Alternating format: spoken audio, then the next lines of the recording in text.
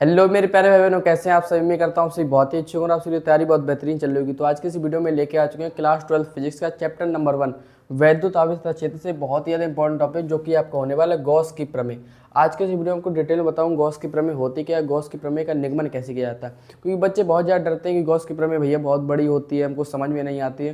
तो मैं आपसे वादा करता हूँ इसी वीडियो को देखने के बाद आपको कहीं भी भटकना नहीं पड़ेगा और 100% आपको पूरा क्लास में याद हो जाएगा, तैयार हो जाएगा गॉस की प्रमेय का निगमन और गॉस की प्रमेय। तो चलिए अपने वीडियो को शुरू करते हैं। तो देखिए गॉस की प्रमेय होती क्या है वो मैं आपको पहले स्टेटमेंट इसका बता देता हूँ। जैसे देखिए गॉस ने बताया किसी भी, पहला नियम क्या बताया गॉस ने कि किसी भी बंद पृष्ठ के लिए, एक बात हमेशा याद रखिए, गॉस की प्रमेय किसके लिए लागू होती है, हमेशा बंद पृष्ठ के लिए।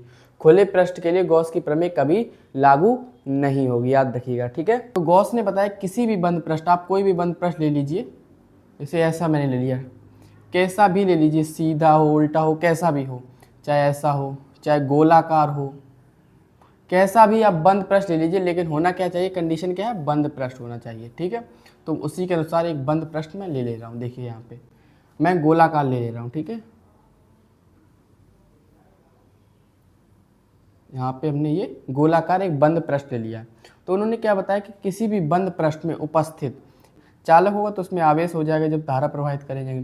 तो बंद पृष्ठ में उपस्थित आवेश, मान लीजिए इसमें Q है, इसमें प्लस Q है, यहाँ माइनस Q आवेश उपस्थित है, यहाँ पे प्लस Q आवेश उपस्थित है, यहाँ पे बहुत सारे आवेश उपस्थित है, मान चलिए यहाँ पे माइनस Q, यहाँ पे प्लस 2Q आवेश उपस्थित है।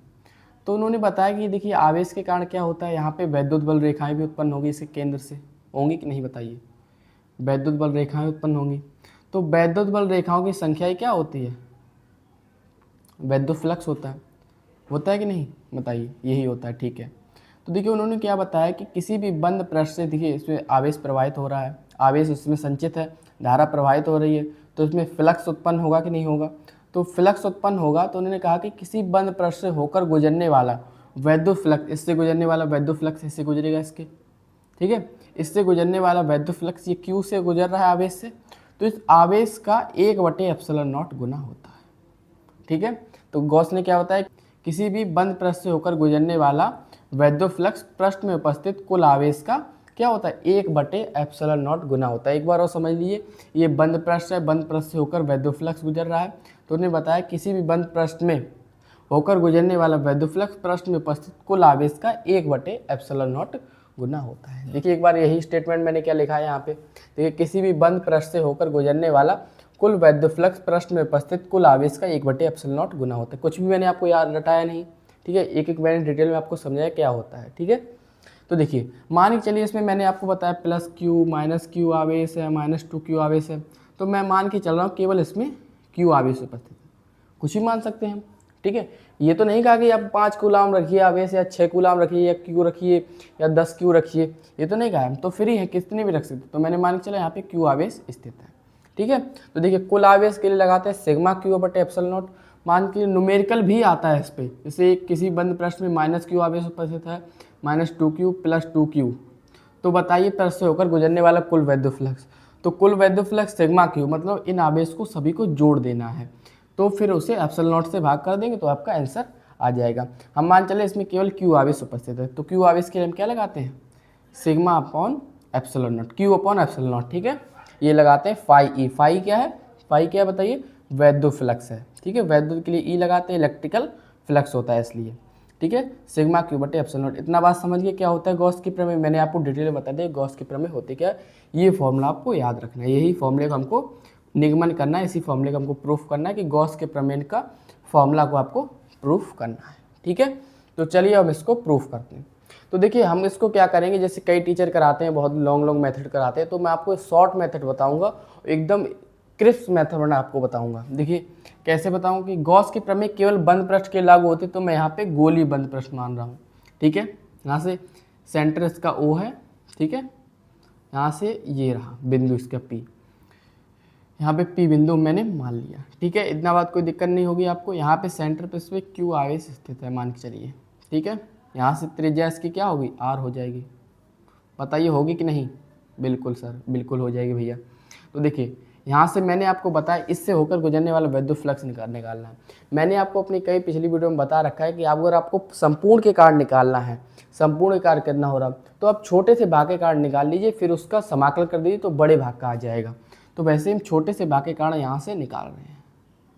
यहाँ से हम ये देखिए इसको इरेज करते हैं। यहाँ से हम इसके छोटे से भाग के कारण निकाल रहे हैं कि इसमें कितना विद्युत फ्लक्स उत्पन्न हो रहा होगा। ठीक है,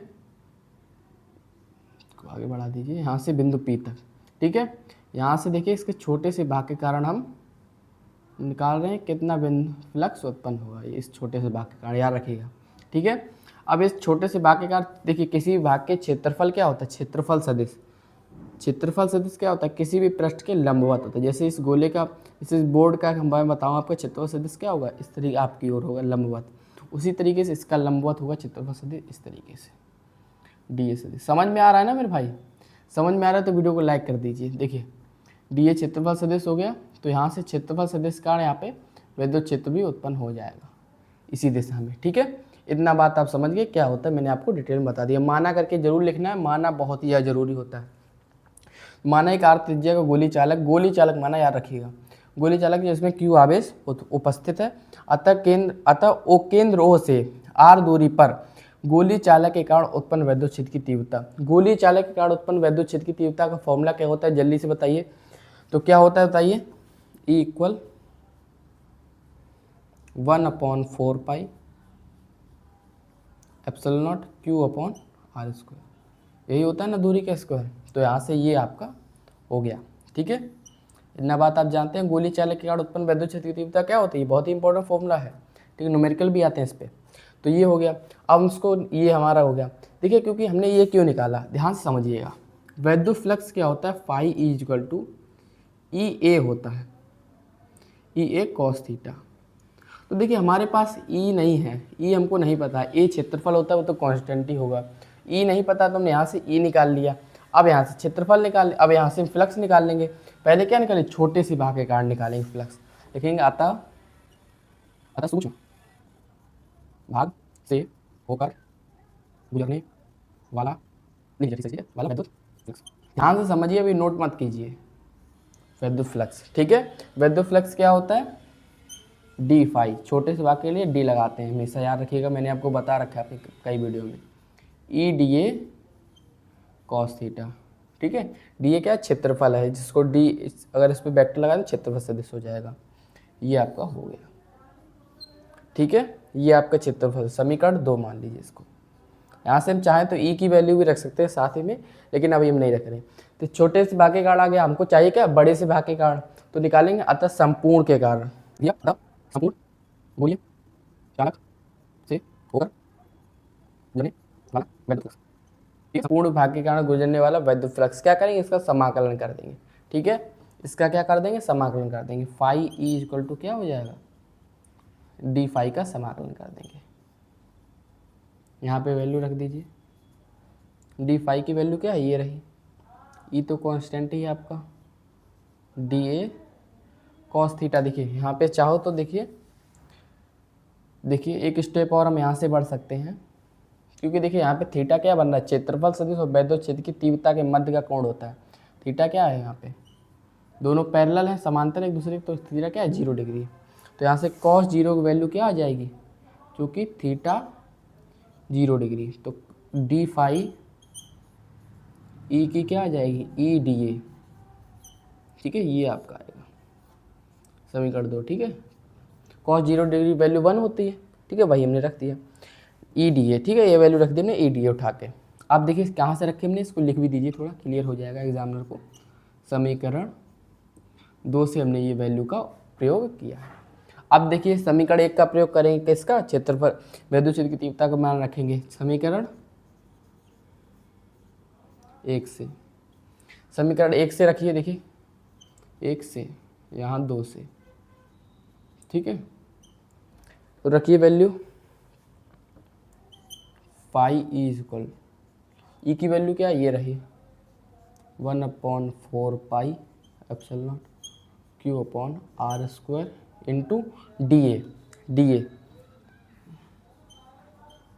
डी ए हो गया। अब बताइए डी ए क्या होता है? इस डी ए मतलब समाकल मतलब इस छोटे से भाग का क्या हो जाएगा? संपूर्ण भाग।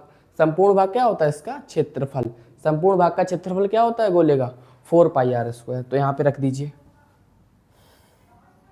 यहाँ पे रखिए फाई = 1/4πε0 Q/r²। बस अब पूरा हो चुका है। यहाँ पे डी ए क्या हो जाएगा? 4πr²। अब काट दीजिए, देखिए 4π से 4π कट गया, r² से r² कट गया। अब बचा क्या? वो लिख दीजिए, जो बचा वही आपकी गॉस के प्रमेय का प्रूफ हो जाएगा। ये आपका फॉर्मूला निकल के आता है। एक बार इसको देख लीजिए, मैं आपको समझा देता हूँ। देखिए इस तरीके गोलीय चालक मैंने यहाँ पे माना। गोलीय चालक देखिए हमको यहाँ से निकालना था फाई ई, तो हमने पहले यहाँ से निकाल लिया क्या? वैद्युत क्षेत्र की तीव्रता। गोलीय चालक के कारण वैद्युत क्षेत्र की तीव्रता की वैल्यू ये होती है। छोटे से भाग के कारण निकाला हमने वैद्युत फ्लक्स, फिर संपूर्ण भाग के कारण निकाला, समाकलन कर दिया, सिंप्लीफाई किया, हमारा सिंपल सा आंसर आ चुका है। यही गॉस की प्रमेय होती है। तो इसका स्क्रीनशॉट ले लीजिए आप। तो आशा करता हूं दोस्तों आपको पूरी वीडियो पसंद आई। वीडियो पसंद आई वीडियो को लाइक जरूर कर दीजिएगा। मिलते हैं एक और शानदार वीडियो के साथ। तब तक के लिए धन्यवाद। जय हिंद, जय भारत।